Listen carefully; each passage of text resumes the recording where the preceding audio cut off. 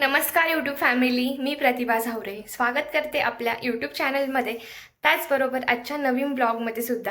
तर चला सुरुवात करूयात आजच्या आपल्या नवीन ब्लॉगला. कसा होता आजचा आपला ब्लॉग शेवटपर्यंत कंटिन्यू बघा.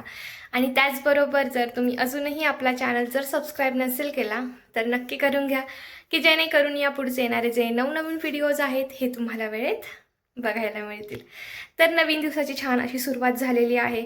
आता स्टार्टिंग तर माझी घरातल्या मॉर्निंगचे रुटीनपासूनच होते. म्हणजे सकाळच्या गोष्टी, ब्रेकफास्ट असेल, हे ते बाळाचं खाणं पिणं. तर अगोदर आता तेच पटापट आवरून घेते, कारण आज ऑलरेडी खूप उशीर झालेला आहे. तर चला आपण ब्लॉगला स्टार्ट करूयात. तर आज सकाळी खूप उशीर झाला. उशीर म्हणजे पर्सनली माझा नाही झाला, तर काय झालं की बाळ खूप लेटपर्यंत झोपलं. तो 5ला उठला, मी 6:30ला परत त्याला झोपी लावलं आणि तो डायरेक्ट 8:30ला उठला. आणि मग तो उठूपर्यंत तर मला त्याच्याजवळच थांबणं होतं. मग मी किचनमध्ये काही गेली नाही तोपर्यंत. मग सासूबाईंनी लसूण सोलून ठेवला, शेंगा कट करून ठेवल्या, शेवग्याची भाजी करायची होती म्हणून दूध तापून ठेवलं. त्याचबरोबर चपातीचं पीठ पण मळून ठेवलं. तर त्यांनी या सगळ्या गोष्टी सकाळी मला जाऊपर्यंत करून ठेवल्या होत्या. मग मी गेल्यानंतर ना बाळासाठी हे सगळं शिजवण्यासाठी ठेवलं. त्याचबरोबर माझं इथं जिरा पाणी उकळतं आहे, जे की मी रोज मॉर्निंगला घेत असते. आणि आता मला बनवायची आहे शेवग्याची शेंगाची भाजी. तर आता तिकडे बाळाचं होईपर्यंत म्हटलं की पटापट मसाला हे करून भाजी टाकून देऊया शिजायला. आणि आज मी नाश्त्यामध्ये बनवणार आहे ऑमलेट. तर त्यासाठी मी ते घेतलेला आहे कांदा, थोडीशी कोथिंबीर आणि 2-3 हिरव्या मिरच्या. तर आता हिरव्या मिरच्या तुम्ही म्हणसाल एवढं तिखट खाते का, तर ह्या ज्या मिरच्या आहेत ना जास्त तिखट नाही आहेत, त्यामुळे मग मी 3 मिरच्या घेतलेल्या आहेत. तर आता हे व्यवस्थित कट करून घेणार आहे मी आणि छान असं ऑमलेट बनवणार आहे.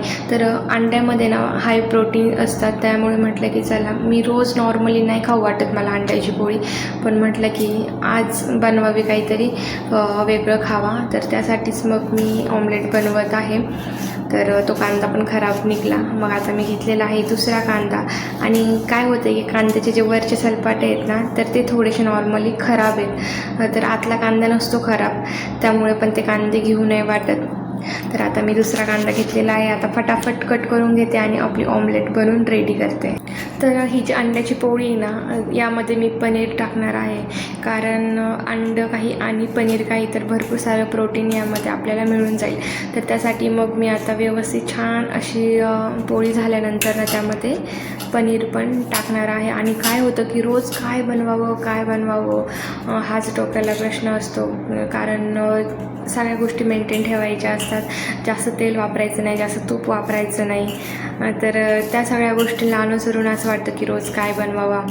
पण मग माझ्याकडे आहेत 4-5 जे ऑप्शन आहेत की मी जे आलटून पालटून करत असते. तर त्यामध्ये बेसन चिला असेल, मूग डाळ चिला असेल, त्याचबरोबर पोहे असतील, उपमा असेल, ऑमलेट आहे आणि आणखी इडली पण आहे. इडली पण आपण खाऊ शकतो, कारण ती फक्त वाफळलेली असते. तर अशा भरपूर साऱ्या गोष्टी आहेत की ज्या आपण नॉर्मली खाऊ शकतो. तर आता मी खूप सिरियस आहे की मला माझं वेट कमी करायचं आहे इन एनी कंडिशन. तर त्यासाठी मग मी एक्सरसाइज पण करत आहे आणि डाएट पण प्रॉपर फॉलो करत आहे, की जेणेकरून माझं लवकरात लवकर वेट पहिल्यासारखं कंट्रोलमध्ये येईल. कारण काय होतं की जर जास्त वेट असेल ना, किंवा आपण आपले मनासारखे कपडे नाही घालू शकत, हे नाही करू शकत, ते नाही करू शकत, त्यामुळे थोडीशी मेहनत घेऊन जर आपण प्रॉपर शेपमध्ये आलो, प्रॉपर आपली बॉडी मेंटेन केली, आपण व्यवस्थित तब्येत ठेवली, मापात तब्येत ठेवली, तर टेन्शन नाही, आजार पण कमी होतात. आपण ज्या पाहिजे त्या गोष्टी वेअर पण करू शकतो. त्यामुळे मग मी ठरवलं आहे की मी एक्सरसाइज वगैरे करणार सगळं वेळ. कधी कधी काय होतं की मोटिवेशन म्हणजे नाही का, आपण डिमोटिवेट होतो, असं वाटतं यार रोज तेच काय करायचं, कंटाळा येऊन जातो. रोज डाएट फॉलो करा, हे खाऊ नका, ते खाऊ नका, रोज एक्सरसाइज करा, वेळ काढा. कधी कधी असं होतं, पण त्यावेळेस मग मी अशा मोटिवेशन गोष्टी बघते, मोटिवेशन म्हणजे मिळणाऱ्या गोष्टी बघते. यूट्यूबला असेल किंवा ज्या लोकांनी खरंच बाबा तब्येत कमी केली आहे, अशा लोकांचं मोटिवेशन घेतलं ना की आपल्याला परत असं वाटतं की नाही आपण करू शकतो आणि आपण करणार आहे. कारण मी ऑलरेडी भरपूर वेट कमी केलं आहे आणि माझ्यात तो कॉन्फिडन्स पण येऊन गेला आहे की नाही, मी यापुढे पण करू शकते. त्यामुळे मग असं वाटतं नाही, अजून आपल्याला थांबायचं नाही, अजून जेवढं आपलं टार्गेट आहे ना तेवढं आपल्याला कंप्लीट करायचंच आहे. तर त्यासाठीच म्हटलं की नाही, बघूयात आता कसं काय होतं आहे. तर आता मी ते तवा ठेवलेला आहे गरम होण्यासाठी. आणि काय होतं की नॉर्मली माझ्याकडून मला सगळ्या गोष्टींचा अंदाज येतो, पण अंड्याच्या पोळीत त्यांना मिठाचा अंदाज बिलकुलसुद्धा येत नाही. माझ्यापेक्षा तरी यांना जास्त अंदाज येतो की अंड्यांना किती, म्हणजे नाही का, किती अंडे असतील तर किती मीठ लागतं. पण मला काय अंड्याच्या पोळीचा मिठाचा अंदाज कधी येतच नाही. म्हणजे माझ्याकडून जास्त नाही होत, नॉर्मली नेहमी कमीच होतं मीठ. तर आता मी हे जे अंड्याची पोळी ना ती तुपात बनवत आहे. आणि तूप पण मी खूप कमी क्वांटिटीमध्ये घेतलेलं आहे. जास्त तूप आपल्याला घ्यायचं नाही आहे. तुम्ही काही पण करा, काही पण बनवा, पण त्यामध्ये तुम्हाला ऑइलचं पण प्रमाण कमी करायचं आहे. आणि जर तुपामध्ये बनवत असाल ना तर तुपाचं पण प्रमाण कमी ठेवायचं आहे. तर आता मी तूप तव्याला लावून घेतलेला आहे. आणि तवा माझा जास्त काही तापलेला नाही आहे. मला वाटलं तापला असेल, पण तवा काही व्यवस्थित तापलेला नाही आहे. कारण तवा जर तापलेला असला ना की लगेच पोळी अशी व्हाईट थोडीशी अशी त्याला बबल्स येतात आणि व्हाईट होती. पण माझी पोळी तशी चिपकून आहे आणि व्हाईट पण दिसत नाही अजून. तर मी इथे घेतलेलं आहे पनीर. आणि हे जे पनीर आहे ना हे मी घरीच बनवलेलं आहे. तर मी फ्रीजमध्ये ठेवलं होतं आणि फ्रीजमध्ये बघा त्या पूर्ण डब्याला सगळं बर्फ झालेलं आहे. कारण डीप फ्रीजरमध्ये जर पनीर ठेवलं ना तर त्याची स्मेल वगैरे काही येत नाही आणि आहे तसं छान राहतं. तर त्यामुळेच मग मी वरती डीप फ्रीजरच्या खाली जे असतं ना कप्पा, तर त्यामध्ये मी नेहमी पनीर ठेवत असते. तर पोळी छानपैकी निघलेली आहे. आता यावरच मी पनीर पण किसून घेते. तर हे बघू शकता, पनीर मी किसून घेतलेलं आहे आणि त्यामध्ये थोडीशी कोथिंबीर टाकलेली आहे. तर आता एकतर तुम्ही पोळी अशी पण खाऊ शकता. आणि मी आज इडलीसाठी भिजत ठेवलेलं आहे, कारण मी खूप दिवसांपासून म्हणते की मला इडली बनवायची.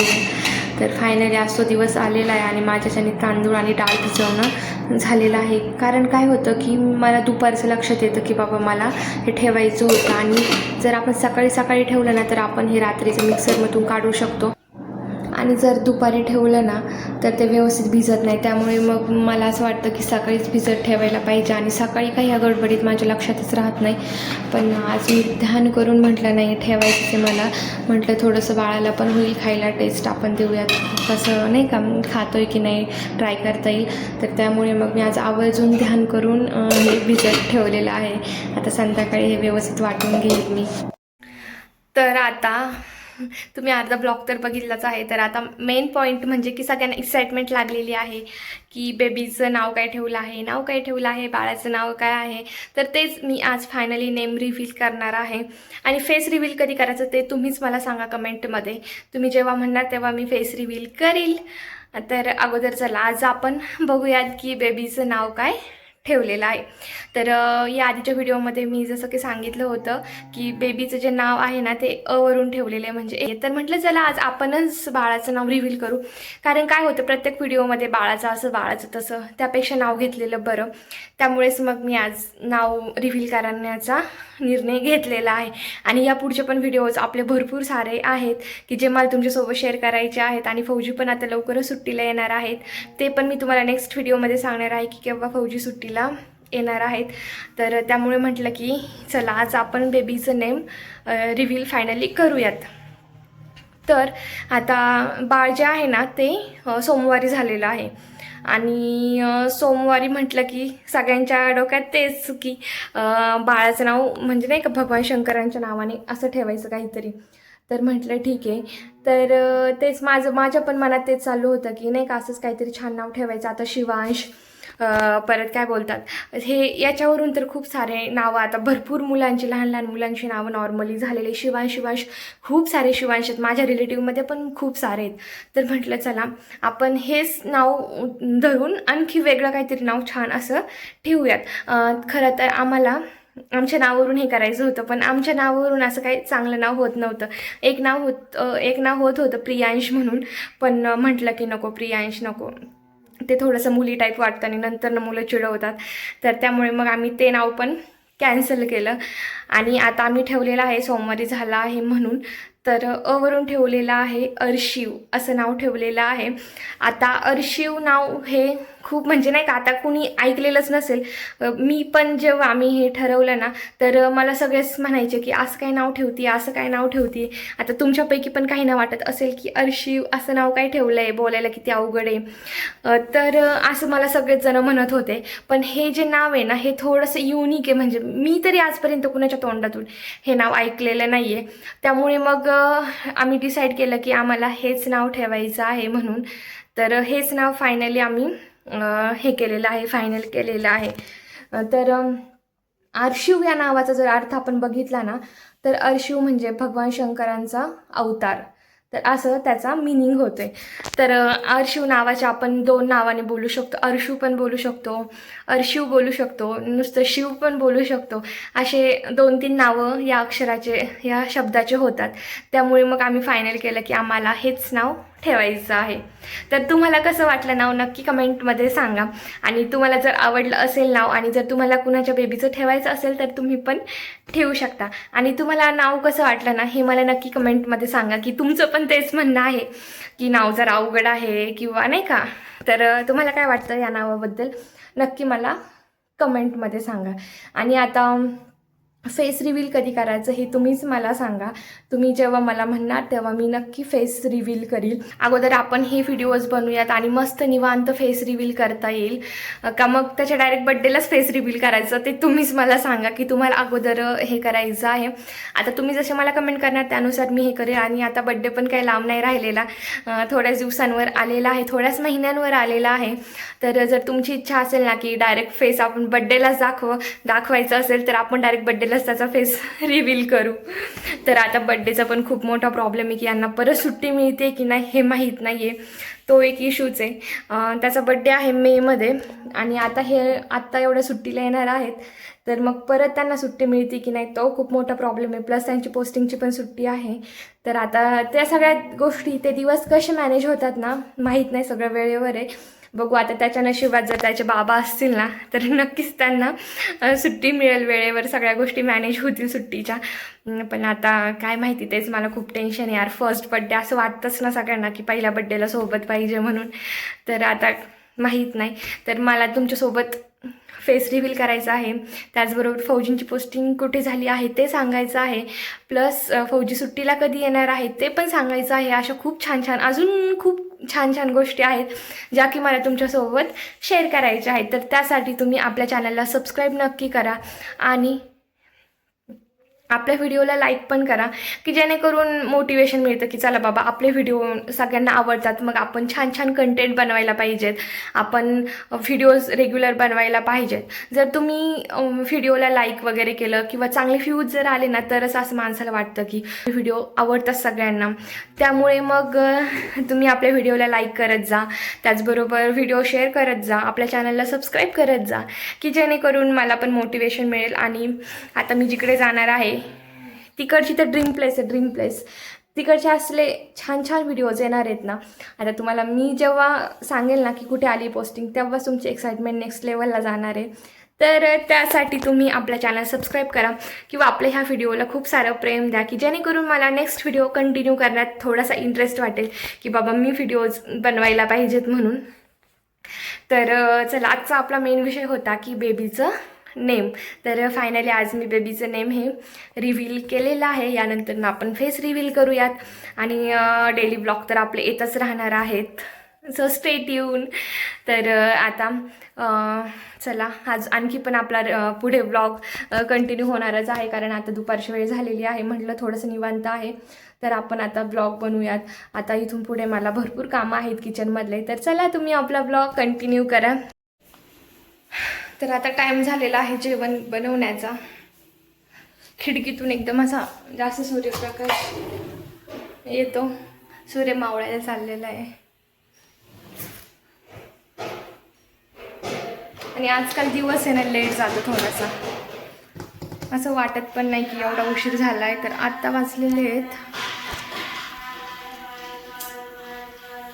6:15 आणि अजून इथे एवढा उजेड आहे. असा मला आहे ना 5 वाजताचा अंधार होतो म्हणजे मी जेव्हा होते ना तेव्हा 5लाच अंधार व्हायचा, असं वाटायचं बापरे टाईमच जात नसायचं एवढा वेळ, त्या त्यांना ड्युटी असायची. तर आता वाजलेले 6:15 आणि अजून एवढा दिवस आहे.